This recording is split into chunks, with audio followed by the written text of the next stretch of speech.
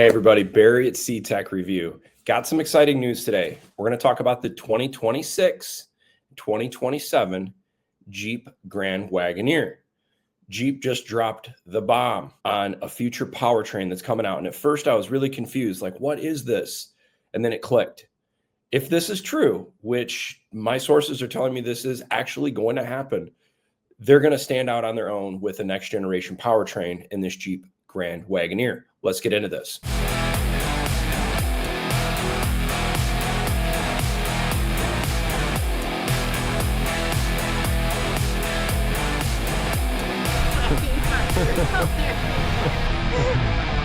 Okay, so if we go over to Jeep.com, you notice all the different vehicles here, and you'll notice that there's more information coming on the Grand Wagoneer. You're starting to see a little bit more information. You can kind of walk through this. See a second row had 3 seats. You see the new refresh front end. Yes, not a lot changed there. Some of the questions people have had, though, in the past week since I posted the video was, if you notice the build sheet for the 2026 Grand Wagoneer, not Wagoneer, because we know the Wagoneer is gone for 2026. Wagoneer, Grand Wagoneer, it all absorbed into one, and now you're going to kind of have like a lower trim level Grand Wagoneer, which should more align price point to the Wagoneer, but there's only the standard output Hurricane engine, not a high output, not a Hemi V8. But our friend Tim over at Pickup Truck Plus SUV Talk just dropped this information. The 2026 Jeep Grand Wagoneer is revealed with an extended range EV. Wagoneer is dead. We knew about the Wagoneer, a range extender. Guys, what is this? It is the Ram 1500 REEV in a Grand Wagoneer setup. So now you don't want a full-size truck. You want a full-size SUV. You want 647 horsepower. You want potentially up to 690 miles of range. You want the performance 0 to 60 in 4.5 seconds. Imagine this powertrain with the 3.6 liter Pentastar tied to a 130 kilowatt hour generator with a 92 kilowatt hour battery. I know a lot of people are not EV people. Totally get it. I want the performance of the EV without the range anxiety of an EV. And taking this technology of the REEV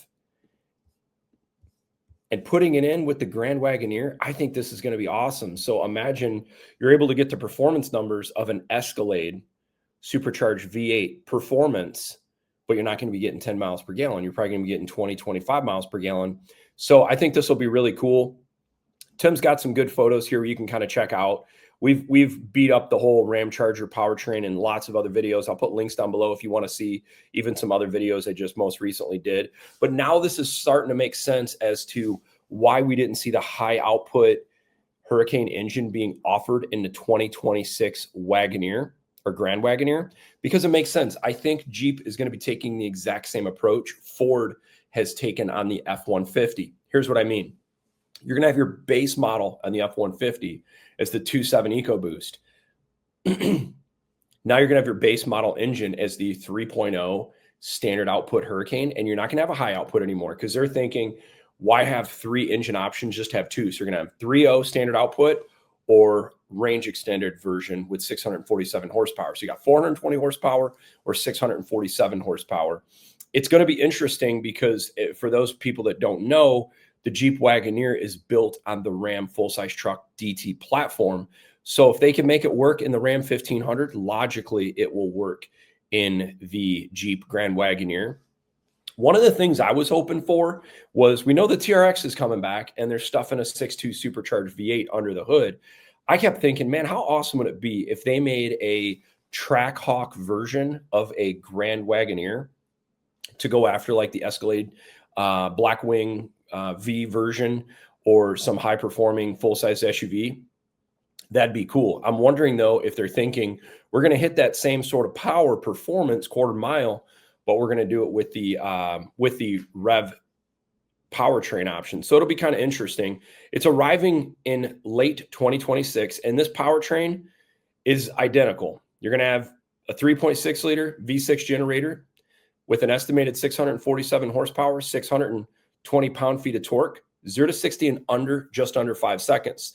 So that makes it look like maybe it is a little bit heavier because the Ram 1500 is 4.5 seconds, whereas they're saying just under 5 seconds potentially. With more than 500 miles of total range, it offers electric driving for daily use and freedom of gas-powered for long trips. And it's returning, obviously, with the 3.0 standard output. So it all makes sense now. This is why we've seen not a lot of information on these powertrains. See, I was under the impression they're bringing the 880 RE transmission out in the Grand Wagoneer for 2026 because you can use this in a mild hybrid application. So I thought they might go more of the power boost or the the hybrid version of the Toyota, where it's kind of like an electric motor tied to the gas engine. But it looks like they're going to be going kind of the more extreme option of a plug-in hybrid electric vehicle, or what's called a range extended electric vehicle. So this will be pretty cool. And Tim actually kind of provided a few more photos over. You guys can check this out on his site. But yeah, pretty cool. This thing will be made in Warren, Michigan. I love that. But there's some good photos. You can kind of see what the new front end looks like. And a lot of the stuff interior wise looks identical to the existing Wagoneer, Grand Wagoneer. But there are a few photos, you know, that look to be fair. I don't know if these are AI generated, but they do look like they are kind of that way. But at this time of doing this video, I actually just wanted to go and see. There's nothing on Jeep's website for the Wagoneer. You don't see anything for the 26. And you just kind of basically see right here, not a whole lot of information other than horsepower for the 26. And then there you kind of see what the 26 Grand Wagoneer. And if you look at the coloring and the stitching, dash layout looks the same. There's your photos. Yeah, looks sharp. They're already setting up their webpage to go after the competition. Looking at the Grand Wagoneer towing, still 10,000 pounds. Ford Expedition 9600 and the 2025 Yukon at 8400. There's a big gap between the Yukon and the Grand Wagoneer. And I'll tell you right now, we just towed recently about 8,500 pounds with our Navigator, and I was impressed at how well it did. So given the fact the Grand Wagoneer has the air suspension to really steady up the suspension towing, I can see why this thing's gonna have such a great towing capability. And you kind of see standard horsepower, best in class, guys. This standard output Hurricane, it's a ripper. It really is awesome. They're still offering the Quadra-Track Quadra-Drive suspension with the electronic limited slip. There we go. That's a great photo. So this, I bet you this is the new Overland edition. I think that looks pretty sweet. I really do dig that. Huh. Yeah, there we go. Upland. This is what's going to replace the Overland. I mean, I think there's a little different wheel, but you can see similar tires, skid plate lifted up a little, still got the black roof. That's a pretty slick setup. So here's the outgoing 2025 Wagoneer Overland, and here's the replacement of the Overland, the Grand Wagoneer Upland. As you can see, let's start from the side profile. It's identical, literally, from like here all the way back. I don't see any differences. There might be a slight difference in the side profile of the taillight, but if we look at all the fascia around the wheel wells, everything looks different except the badging says Wagoneer versus Grand Wagoneer. Door handles look the same. Mirror caps look the same. The black that goes around the top, the shape of the windows, all the stampings, everything looks the same.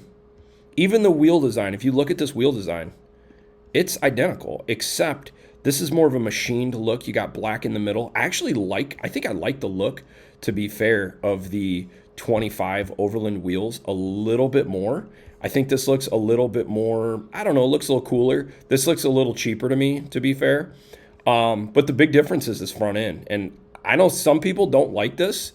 I think it looks awesome. This looks nice, but this is I think it's getting a little bit long in the tooth now.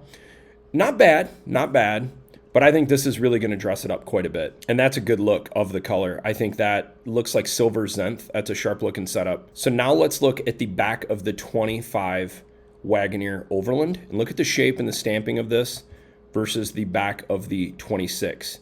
So you got this light bar that goes all the way across. This does not today. It's just blacked out.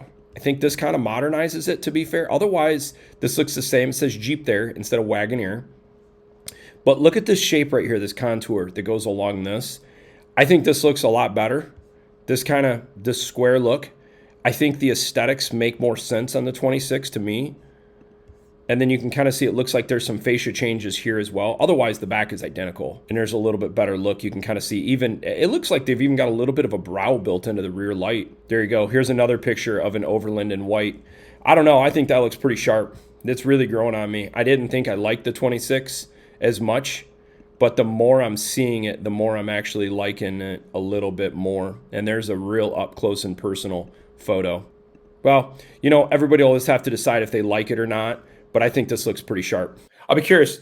Leave your guys' thoughts down below. What do you think about a range extended full-size SUV? For me, a full-size electric SUV is not really in the cards. I love the look of the Escalade IQ. I think it looks amazing. But we like to do long road trips, go to Florida, go West Coast, not West Coast, but go out West in 1,000, 1,500 mile drives. An electric vehicle just doesn't work for us for long family trips. But a range extended version where you never have to plug in, kind of interesting. And having the torque and power of pulling boats out of the water, or if you're towing heavy trailers, if it has the same technology that's going into the Range 1500 REEV, this could be a really awesome move. So I'm excited. I think this is another good move that Jeep is making. And more than anything, I know what we want. Make it affordable, make it reliable. It'll be a home run. Hey guys, if you enjoy the video, feel free to give me a thumbs up, like, and subscribe. Thanks for watching.